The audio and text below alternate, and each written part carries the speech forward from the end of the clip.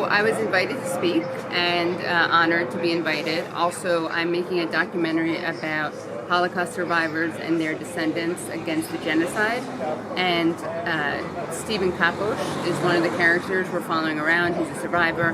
Haim is one of the characters we're following around. He's the son of survivors.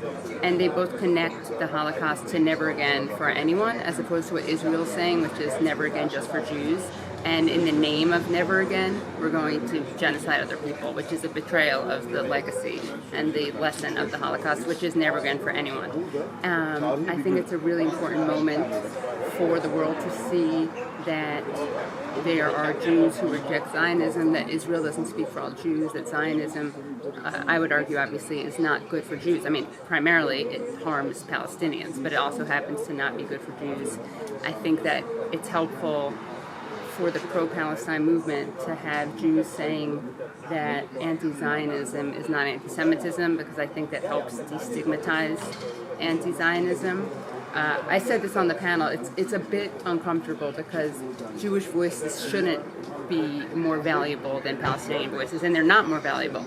They do have credibility for some people that non-Jewish voices don't, and that is problematic. But I want to take it. We need to take advantage. Given that reality, we have to use our Jewish privilege to speak out in solidarity with Palestinians. And the more Jews speak out, the harder it is to pretend and lie that. The harder it is to perpetuate the lie that anti-Zionism is anti-Semitism. The other thing I would say, in terms of the Jewish angle, is that the claim that anti-Zionism is anti-Semitism is actually anti-Semitic in itself, because it conflates being Jewish with being Zionist, as if Jews are this monolith. And given that Israel is currently live streaming a genocide, what could be more anti-Semitic than claiming that's being done in our name for our safety, or claiming that we all support it? So it's an especially important time to do that.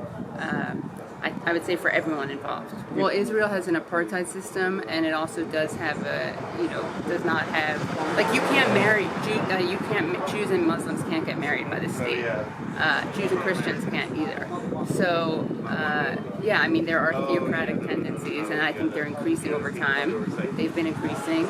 We have, the thing I would say about Zionism is that there's a range. You have fundamentalists who are Zionists, you have Christian fundamentalists, Jewish fundamentalists, but you also do have secular Zionists who are just as bad as the religious ones. I think sometimes we assume that the religious ones are worse, but I think it's kind of, we have to be equal opportunity about the evils of Zionism, and I do consider an evil. What's certain is that the history of Zionism, how it was done, is criminal and evil. That's right. So a lot of people like to claim, Israel and Israel supporters like to claim that the conflict, right, which is an occupation and now a genocide, is because of religious differences, that Muslims and Jews just never got along. And there was a great panel on convivencia and coexistence. And there is a long history, rich history of coexistence of Muslims, Christians, and Jews. And of course, Palestinians are not all Muslim, but the narrative is that they are, and the narrative is that they hate the Jews because they're anti-Semites, and the narrative is that the people can't get along because of religion. Of course, that's not true at all, and this has nothing to do with religion. It has everything to do with settler colonialism and imperialism.